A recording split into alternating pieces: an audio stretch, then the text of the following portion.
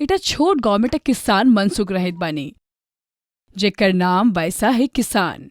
वो सिर्फ और सिर्फ अपन मन के करत बानी। सबसे पैघ आलसी बानी। ओकर हालत के ओकर पत्नी भी बहुत परेशान बानी। ओकर पत्नी गहना बेचारी पूरा दिन घर के काम काज में लगत रहल बानी। ओकर बाद अपन खेत के भी देखत बानी। मनसुख आराम से सोइत रहत, आ अगर से कोनो ना सोइत रहत तो बाहर गली में खेल रहल बच्चा के देखे लगत।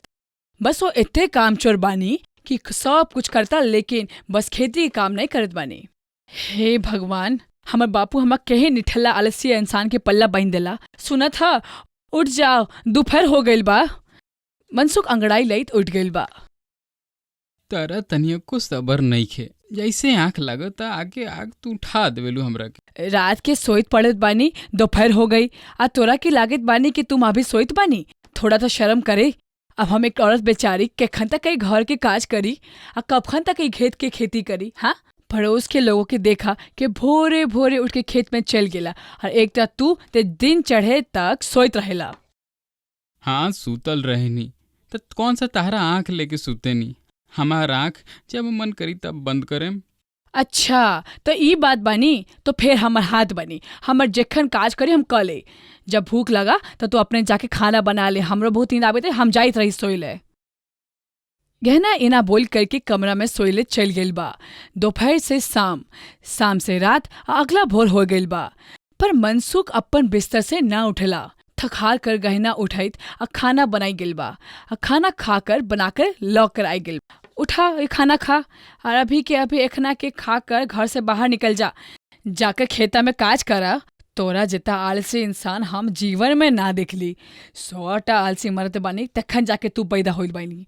तोहर चक्कर में रात दिन हम मवेशी के चारा भी ना डाल पाई। तय हमरा के एला काहे सुनाओ तरू।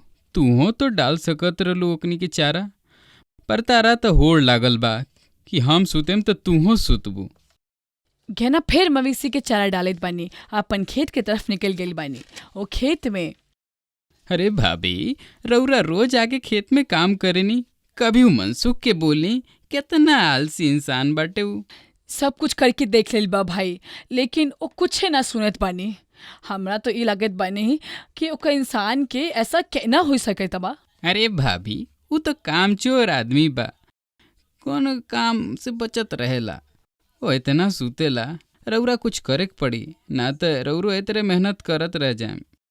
साँझ के समय गैना की थकी हाइट हाइट में वापस आई गेल बा, तो देखत कि मनसुख बाहर चारपाई पर आंगन में सोइत बानी, और एकटा कुत्ता आइब के ओकरा के मुंह के चाट रहल बानी। ये देख के गहना के बहुत गुस्सा आ गेल बा। वो तुरंत सर पे रखिल बा और हरी चाय के साइड में डालित बा, और बाल्टी भर पानी ला कर मनसुख के ऊपर डाल देले बानी। अरे अरे, पागल हो गइल बाड़ू का।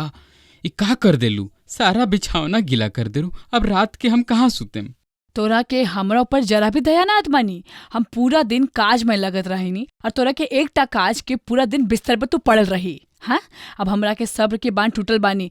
कल से तुम ना काम गेली तो हमें कुएं में कूद कर अपन जान दे दिल बानी। कैसन पागल जैसन बात करते रू। एगो काम के चक्कर में तू अपन जान दे देबू। बस बहुत हो गेल बा। अगर तू अपन काल सुबह तक काम नहीं पकड़ला तो हम सच में अपन जान दे दिल बा। अगला भोर उठा ना तो शायद रात की बात भूल गेल बा, लेकिन हम मजाक नहीं करत रही। उठा, अभी के अभी खेत में जाके काम करा। हम तार इन धमकी से डराए वाला नहीं खी। तेरा जौन करना के बखोर। इतना प्यारी नींद के हम छोड़ के हम खेत में काम करे ना जाए। गहना गुस्सा में आंगन के बन के होल के खेत के पास कुएं के पास अगर ठार भ गेल बानी। तोहरे बात के मजाक लगेत ना, हम सिर्फ 10 तक गिनत बानी। अगर तू अपन बिस्तर नहीं छोड़ला तो हम एक कुएं में कूद जाइल बानी। मनसुख देखत रही कि सच में गहना कुएं के ऊपर ठार भ गेल बा, और डर के मारे बिस्तर छोड़ दिल बानी। अब फावड़ा लेकर खेत के तरफ बढ़ गई और चल गेला। ओकर जाने के बाद गहना कम से कम लागत जानी। तबे एक बूढ़ी औरत आकर के खाना के लिए मांगत बानी। बेटा, ई माँ के भी 2 रोटी दे दा, बहुत भूख लगल बानी। हाँ, अभी रुको, काकी लेकर आइत बानी। फिर गहना एक थाली में थोड़ा सब्जी और रोटी पानी लेकर उस बुढ़िया के देत बानी। खाना खा के बाद बुढ़िया गहना के आशीर्वाद देत बानी। का हुआ बिटिया, तू इतने उदास काहे लागत बानी? का तेरे घर का कोई परेशान चल रही बानी? मत पूछा काकी, हमार शादी कहीं निठल्ला आलसी इंसान के साथ करा दिल गइल बा जे पूरा दिन सोइत रहित बानी। आ हम बेचारी घर के साथ साथ खेता भी देखत रही। वो काई काम नहीं करेता। वो तकियो को कोई भी नहीं मालूम कि वो सोइत रहा कि कुत्ता ओका के मुंह चाटत रहा चल गेला। एहन इंसान के साथ सारा जिंदगी हम केना रही। बस बेटिया, तू एते से बात से परेशान हो गेल बा। चल ठीक है, तू एते जे कहला तू हमरा भोजन करेला तो हम तोरा एकटा सलाह दै छै। फिर बूढ़ी काकी गहना के कान में कुछ कहत लगी। जे सुन के बाद गहरा बूढ़ी काकी से बोलत बानी, अगर एहन बानी तो क्यों सुधर जलिया। तू देख ले ना, उस सुधर जल बानी। काकी गहना के आशीर्वाद देकर चल गई बानी। उधर खेत में आराम से अपन गमछा के जमीन पर बिछैत आ सो जाइत बानी।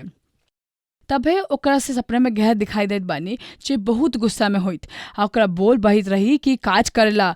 मनसुख आँख खोलकर इधर उधर देखत रहा। अब वापस आंख बंद करके लेट गइल बा।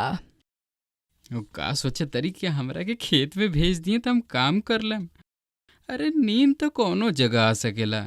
ये दुनिया में कि सबसे बढ़िया चीज बाटे तो वो नींद बाटे। अभी तो कब कबो सोचे नहीं कि अगर भगवान ने नींद बनैले बने तो हमार का होइत। कनी देर बाद गहना मनसुख ले रोटी बना के अछाछ लेकर खेत में चल गेल बा। अरे देखत रही कि मनसुख आराम से अपन खेत में गमछा बिछाकर सुतत बानी। सुनत बानी, उठा खाना खाला। अरे गहना, तू कितना निमन बाड़ू। तारा कैसे पता कि हमरा भूख लागल बा। हमरा तो तोरा बारे में सबटा पता रहित कि तोरा के भूख लगी कब प्यास लगी। पर हमरा बतावा 2 साल हमार शादी होई के आई के तोरा पता है कि हमरा केखन भूख लगी कखबे पास लगी। अरे गहना, खिसियात काहे बाड़ू। तू तो जानते बाड़ू कि हमरा कितना नींद आवेला। तू सब संभाले लेवेलू। हाँ, शायद तोरा के पता चले बलगा कि हम तोरा के कितने संभाल बानी, लेकिन आखिर केखन तक बाई। हमू इंसान बानी, हमरो तकलीफ होइत बानी।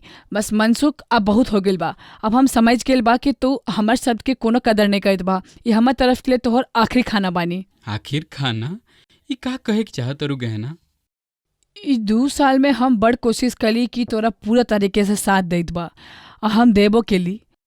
तू हमेशा सोते रही और हम हमेशा काज के आगे पे डाल देली। हम अपन हाई बीमारी के भी नज़रअंदाज क के घर के काम और खेत के काम के देखत रहली। लेकिन अब बस बहुत भेला। हम अब कल सुबह अपने घर चल जाइत बानी। अगर तोहरा के हमार जरूरत बानी तो तू काज करत बानी तभी हम वापस आई, वरना तोहरा के हम केखनो ना वापस आई। मनसुख सोचत रहे कि गुस्सा में एकरा के एहन बात करत रही। शाम हो गइल बा, वो दुनू घर आ जाइल बा। अगला भोर गहना अपन कपड़ा के पोटली बांधित आ अपन मायके के निकल जाइल बा। वो खेत पर मनसुख ले संदेश छोड़ गेल बानी। सुबह से दोपहर हो गइल बा। मनसुख के भूख लगल बा और उठ के देखत रही कि घर में गहना नहीं खे। रसोई बिल्कुल खाली पड़ गेल बा और मवेशी अपन खूंटी पर बंधे रहल बा। मनसुख सारा घर में गहना के ढूंढत बानी पर गहना ना मिलत। वो भाग कर खेत के तरफ चल गेल बा और देखत रहा कि खेतों में गहना ना खाई। तभे ओकरा के कल वाला बात याद आ गेल बा कि वो अपन मायके चल गेल बानी। ये सोच कर मनसुख उहे मिट्टी पर बैठ गेल बा और काफी सोच विचार करे के बाद वो घर वापस चल गेल बा और घर आइब के और गहना के राखल के खत के पढ़ला। सबसे पहले मवेशी के चारा डाला और देखा था कि पेड़ के टूटल के पत्ता सारा आंगन में बिखरल बानी। और झट से झाड़ू उठा के सारा पत्ता के इकट्ठा करे लगला। इतने करे पे ही ओकरा के बहुत तेज भूख लग गेल बानी। और रसोई में गेला। जना जना ओकरा के चूल्हा के जलेला आटा गूंथ कर अपना रोटी बनेला। और जब ओकरा खेला तो कच्चा पक्का रोटी बनेला जेकि ओकरा के बड़ स्वादिष्ट लगला। अगला भोर मनसुख अपन खेत में गेला तो देखला कि ओकर खेत खाली पड़ल बानी। और जे थोड़ा बहुत फसल उगल बानी ओहो बगैर पानी के सूख गेल बा। ओ घर वापस अइला, अपन दोनों बैल के हल में जोड़ कर अपन खेत की जुताई करे लगला। फिर खेतों में बीज डाले लगला। रात होबा पे आइत आ ओकर के थक कर चूर चूर भ गेला। घर आबे पे और रखी हुई 22 रोटी के खाए लगला। और जखन बिस्तर में लेटला तो देखला कि आय के दिन और अपेक्षा उसे बिस्तर कर लेटना नीक न लागत बानी।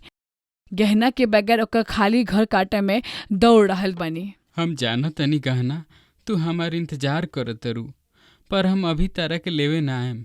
जब पूरा इतना मेहनत कैले के बाद हमरा समझ में आइल कि हम तारा के संगे कितना ज्यादती कैले बनी।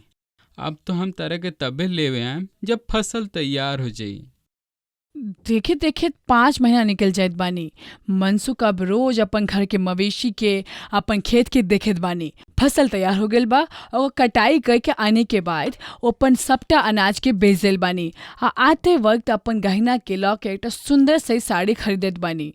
लाल रंग की चूड़ी खरीद बानी और ओकरा के एकटा सिंदूर से थैले में सुंदर डाल के अगला भोर पर ससुराल ले निकल पड़ गइल बा। जखन मनसुख ओकर पहुँचल बानी, जीता रहा जमाई जाता जीता रहा, देर आला तू दुरुस्त एला, गहना तोरा ले रोज अपन राह ताकत रहली। गहना बहुत निमन बाड़ी, उ हमार गलती के हमरा एहसास करैली। आज हम गहना के लेवे आइल बानी। मनसुख जाकर के गहरा से मिलत बानी। गहना हमरा के माफ कर द। तू आगे से आगे सारा काम कर देत रहलू तो हमरा ई लागल रहे कि हमार का जरूरत बा तहरा। अब हमरा ई बात के बहुत दुख बा। जब तू छोड़ के चल अइलू ओकरा बाद पता चलल। अब हमरा अकिल भी आइल। तू घरे चल कर देख, हम सब संभाल लेले बानी। और साड़ी और चूड़ी हम अपना मेहनत के खेत के कमाई से ले आइल बानी। हमरो माफ कर देला, हम तोरा के एकरा ना छोड़ के आ गइल बा। फिर मनसुख गहना के लेकर अपन घर वापस आइब गेला। अब दोनों पति पत्नी मिलकर काम करता खुशी खुशी जीवन के अपन बितावे लगला।